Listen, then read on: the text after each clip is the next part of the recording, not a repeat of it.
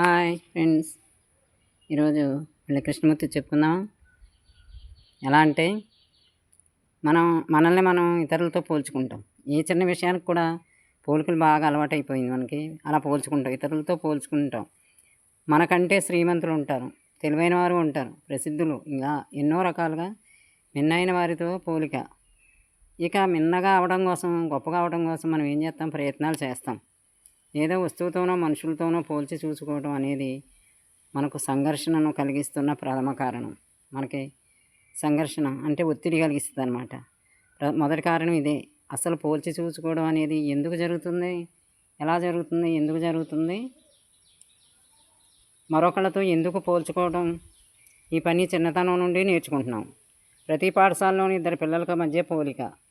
ఇతరుల్లాగా ఉండడానికి ప్రయత్నించి స్వరూపాన్ని నాశనం చేసుకుంటున్నాం. మన అసలైన స్వరూపాన్ని మనల్ని మనం నాశనం చేసుకుంటున్నాం అనమాట. మనం ఎలా ఉండాలో అలా ఉండట్లేదు.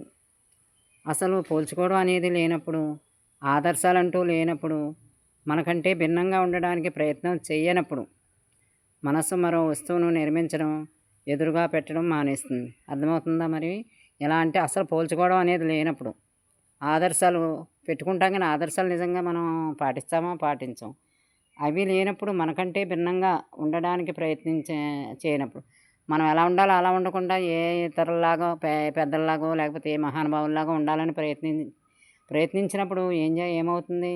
మనసు మరో వస్తువును నిర్మించడం, ఎదురుగుండా పెట్టడం మానేస్తుంది.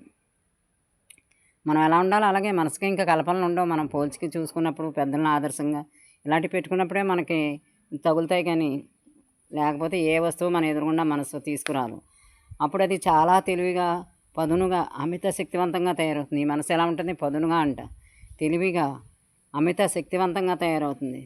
జీవసత్వమే శక్తివంతమైన ఆయుధం.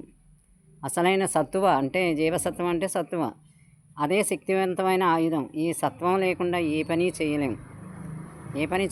సత్వం నశించిందని కూడా. మామూలుగా శారీరక బలం ఉన్నా ఈ జీవసత్వం లేకపోతే ఏ పని చేయలేము. ఇతరులతో పోల్చి చూసుకోవడం లేనప్పుడు మీకు మీరుగా ఉండిపోతారు.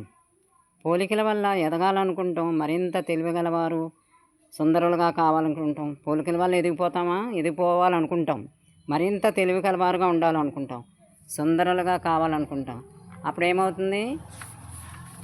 మనల్ని మనం కావాలనుకున్నప్పుడు, ఈ రకంగా కావాలనుకున్నప్పుడు ఏమవుతుందంటే, చూద్దాం, నిజంగా అలా అవుతామా? అనుకుంటాం కానీ కాగలమా? యథార్థం ఏమిటంటే, పోల్చుకోవటం వల్ల ముక్కలుగా నరుక్కుంటున్నాం. అలాగా ఉండలేము, ఇలాగా ఉండలేము, ఎటు ఉండలేము అన్నమాట. ముక్కలుగా నరుక్కుంటున్నాం. ఇది శక్తిని దుర్వినియోగం చేసుకోవటం. పోలికలు లేకుండా మీ నిజస్థితిని మీరు పొందగలరా? మీ నిజస్థితిని మీరు చూసుకున్నందువల్ల ఎంతో శక్తి, సంపద వనగొడతాయి. మనకు శక్తి అన్నీ వనగొడతాయి. అంటే సంఘర్షణ రాదు, ఒత్తిడి ఉండదు, ఏమీ ఉండదు అన్నమాట. ఎంత శక్తి వృధా అవుతుందో మనకు తెలిసి వస్తుంది. అలా ఉన్నప్పుడు మన శక్తి ఇతరులాగా పోలికలు పెట్టుకుని ఉన్నప్పుడు ఎంత శక్తి వృధా అవుతుందో అప్పుడు మనకు తెలిసి వస్తుంది. మనలాగా మనం ఉండి మనం ఈ ఒత్తిళ్ళు ఇలాంటివి లేనప్పుడు మనం ఎంత శక్తివంతులమో మనకు తెలిసి వస్తుంది. ఎలా ఉంది ఈరోజు? వినండి, తెలుసుకోండి. కొత్త యథార్థాలు ఇవి. జీవసత్వం ఉన్న మాటలే, మంచి మాటలు అన్నమాట కృష్ణమూర్తి గారి. మళ్ళీ రేపు ఇంకొకటి చెప్పుకుందాం. సరేనా? బాయ్.